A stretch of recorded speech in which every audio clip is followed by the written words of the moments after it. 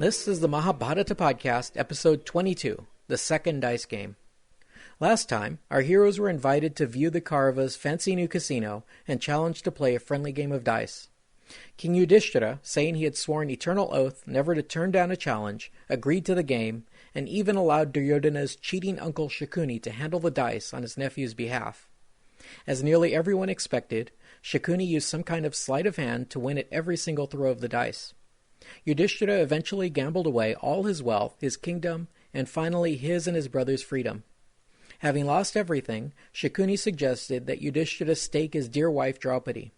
Again, citing his oath, Yudhishthira gambled and lost the freedom of his own wife. Draupadi did not accept this lightly, however, and she put up a fight in every way she could, first refusing to be taken, then arguing that she had been won unfairly, and then pleading the finer points of princely dharma with Duryodhana's blind father, King Dhritarashtra, and finally seeking the sympathies of the eldest Kuru prince, Bhishma, Ganji's son. While Draupadi's arguments all failed to get a ruling in her favor, she was miraculously spared the violation of being stripped in the open court by wicked cousin Dushasan. As he removed her garments, a new garment appeared instantly in its place.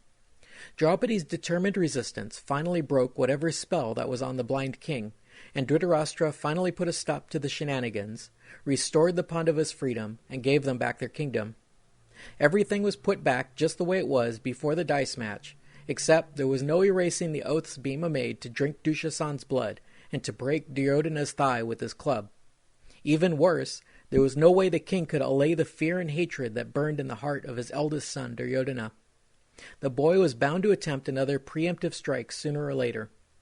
Before we get into Duryodhana's next plan of attack, there's some strange things about the first dice game that I would like to address. First of all, the whole episode is kind of strange. The characters seem oddly somnambulistic, and their behaviors are difficult to explain. To begin with, when Shakuni first proposes holding the dice match, he claims that Yudhishthira is known to be a gambling addict, but is also bad at it. Perhaps he was knowingly telling a lie, because otherwise we have no evidence that Yudhishthira ever even played the game, let alone enjoyed it, or played to excess.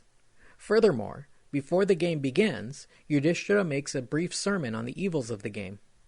The next oddity in the story is Yudhishthira's repeated reference to an oath that he would not turn down any challenge.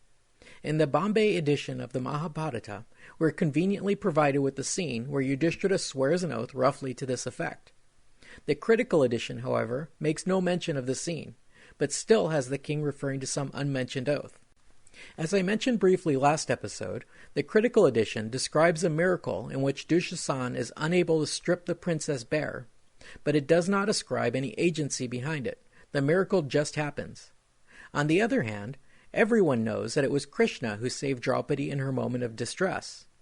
The Bombay edition makes this explicit, and every depiction of this scene in popular art and fiction shows Krishna magically producing garments for the beleaguered princess.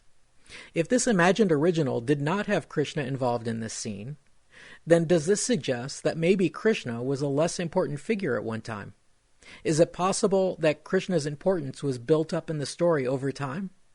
These questions highlight the dangers of even trying to identify some original story among the many versions we have today. Rather than trying to struggle with these questions, I prefer to give you the story as people know it today in modern India, and that means it was Krishna who intervened and saved Draupadi from humiliation. Before we move on with the story, I just want to point out a couple of additional peculiarities in this last episode. This would be the strange behavior of both Bhishma and Yudhishthira. Bhishma, who in earlier episodes marks himself out as a decisive man of action, is strangely addled in this episode. He sits watching outrages being committed against his grandnephews and their wife, and is somehow unable to put a stop to it. Yudhishthira is even worse in this respect. Even if we accept the oath he made to accept any challenge, no one suggested that he stake his titles and his freedom in the dice game. These were his decision alone. Finally, while his wife was enduring abuse unfit for even a prostitute, he was totally inactive. If this was some sort of passive-aggressive rebuke to his elders, I think he took it too far. There is something of an explanation for all this provided by the author, and that is that they were all blinded by fate to go through with this drama. The scene was necessary because later events would depend on it, so it happened because it had to happen. We left off with the departure of the Pandavas from Hastinapur. We are not told of their mood as they left the city, but Bhima had sworn some oaths that could not be taken back, even if he obeyed their uncle's wishes and held no resentment. Duryodhana had certainly not forgotten what had happened and the grave danger posed by Bhima's oaths, and he was determined not to stand by and allow his cousins to get their revenge. The conspirators Duryodhana, his brother Dushasan, friend Karna, and uncle Shakuni went together to the king. The prince was naturally frightened and angry to see his enemies walk out of the trap. He beseeched the blind king, "Father, the Pandavas have put on their swords and mounted their chariots in their rage. Arjun has uncovered his quivers and keeps plucking at his Gandiva bow. The wolf-belly Bhima is swinging his club. We have offended them, and they will never forgive us. Who among them could forgive the molestation of Draupadi?" The conspirators must have already worked out their new plan, because Duryodhana set to lobbying his father. "We must have one more dice match, and send them to the forest. Let whoever gets defeated go into the forest, clad in deerskins for 12 years. On the 13th year, let them go in hiding, disguised among the people. And if they are found out, they will return to the forest for another 12 years. It will be them or us, so let's have one more roll of the dice, and if they survive the vow after 13 years, we shall vanquish them. Please allow it, father." The blind king did not hesitate. He replied, "Bring the Pandavas back at once, even if they are well on their way. Let them return and play one more round." All this must have been going on in front of the full court, because Bhishma, Drona, Kripa, Vidur, and Vikarna all reacted to this order by begging the king to rethink this decision. Even Dhritarashtra's queen Gandhari was there listening, and she warned her husband against this course of action. She was tormented with grief because she loved her son, but yet was committed to the cause of proper dharma. She pleaded to the king. When Duryodhana was born, the wise steward said, "It is better to send this defiler of his race to the next world." And no sooner was he born than he howled like a jackal. "Take notice, because he will be the end of this house. Do not prefer the opinions of untrained children. Do not be the cause of the destruction of your line. Who would anger the Pandavas now that they are keeping the peace?" The king was philosophical in his reply, but he did not change his mind. He said, "Surely, my queen, if our line must end, I shall not be able to stop it. Let it be as they wish. The Pandavas must return." By this point, the Pandavas had nearly reached their capital of Indraprastha, but they were intercepted by King Dhritarashtra's messenger, who summoned them back to Hastinapur for one more round of dice. The messenger said, "The gambling hall has been carpeted, and the dice are ready. Your father invites you to come and play." The virtuous Dharma king Yudhishthira was as philosophical as Dhritarashtra. He said, "It is at God's disposal that all creatures find good or bad. Although I know that the old man's invitation to gamble will bring ruin, I cannot disobey his summons." Thus, knowing that they were walking into a trap, the brothers returned to the gambling hall and sat down at the dice table. Shakuni was there with his nephew Duryodhana, and he laid out the rules for this final wager. He said, "The old man restored your wealth and freedom, and I praise him for that. But there is one more throw, and to the winner will go a great prize. If you win, we shall go into the forest for 12 years, clothed in deerskins, and on the 13th year will live in disguise, and if found out, we will return to the forest for another 12 years. On the other hand, if you should lose this round, then you must go to the forest for 12 years, together with your wife. When the 13 years are over, either you or your cousins will have your kingdoms back as is proper. Now, let's roll the dice and let fate decide." It was pretty obvious to all the spectators that nothing good could come out of this wager, no matter who won, and they all knew by now that Shakuni was a cheat. Someone in the crowd cried out, "Will this not spell the destruction of the Kurus?" Yudhishthira answered him, "How could a king like me, who lives by his dharma, fail to return when summoned? I shall play with you, Shakuni." Shakuni picked up the dice, made his throw, and cried, "I've won." Probably anticipating this outcome well in advance, the Pandavas immediately set to changing their princely robes for deerskins. Observing this, Duryodhana's toady brother Dushasan announced the new reign of his eldest brother. The absolute sovereignty of the illustrious King Duryodhana has commenced. Now the wheel of fate has turned. Now the sons of Pandu have been defeated and have been thrown into hell for an endless time, bereft of their happiness, bereft of their kingdom, for years without end. They were power-mad, laughing at us, but now they go to the forest defeated and robbed of their wealth. Dushasan's mind then turned to their noble wife Draupadi. The sagacious King Drupad of Panchala made a serious error in allying his daughter with the Pandavas, because now they are eunuchs. They are no longer men to Draupadi. While Shakuni's terms never mention celibacy as part of the deal, it appears that going to the forest in deerskins was a commonly understood form of penance which included celibacy. Dushasan then addressed Draupadi directly, saying, "Now that you see your princes reduced to deerskins, penniless and homeless, what joy shall you find? You should choose a new husband. All the Kurus are assembled here, masterful and rich. Choose one of them to be your husband. Don't let this turn of fate distress you."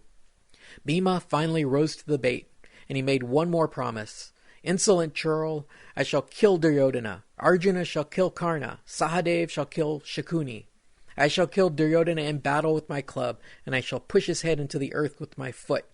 As for this harsh and foul-mouthed Dushasan, I shall drink his blood like a lion." The two Kaurava brothers were unfazed by these impotent threats, and Duryodhana mocked Bhima by stomping around, clenching his fists and glaring around in a bad imitation of Bhima's fury. At the same time, Dushasan laughed and pointed, calling Bhima a cow. The Pandavas kept their composure, but Arjun seconded Bhima's threats, swearing to uphold his part of the bargain by killing Karna. Sahadev chimed in, swearing to kill Shakuni. Nakul had not been assigned any victims, so he declared his own targets. This brood of Dhritarashtra, who have flung harsh insults at Drupad's daughter, these moribund crooks will soon enough be sent to Yama's country. I shall soon empty the earth of these sons of Dhritarashtra. As for Yudhishthira, he maintained his composure as usual, and merely bade farewell to his uncle the king and to all the other nobles present. Vidura praised Yudhishthira's restraint, and invited Kunti, the Pandava's mother, to stay in his home while her sons were roughing it in the forest. As the Pandavas exited the hall, Kunti came to them and made her farewells. Finally, she tearfully turned to her daughter-in-law Draupadi and said, "My calf, do not worry. You know the dharma of women, and I have no need to preach to you. These Kurus are lucky that you have not burned them to ashes with your anger. Guarded over by the dharma of your elders, you will soon come to better times." The Pandavas then set out down the road leading to the forest.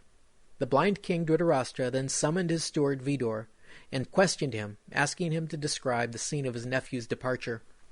Vidur said, "Kunti's son Yudhishthira has covered his face with his shawl, and Bhishma has spread his arms as wide as they will go.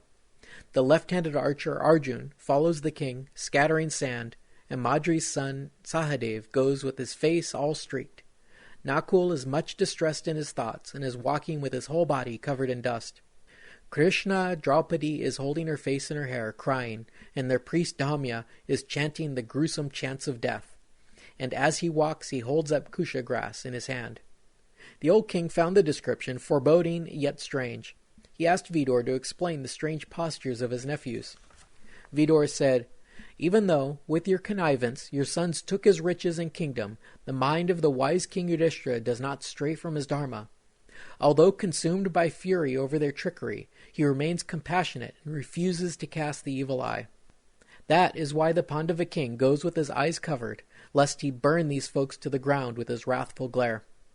As for Bhima, he's holding out the arms to show that he is ready to use them against his enemies.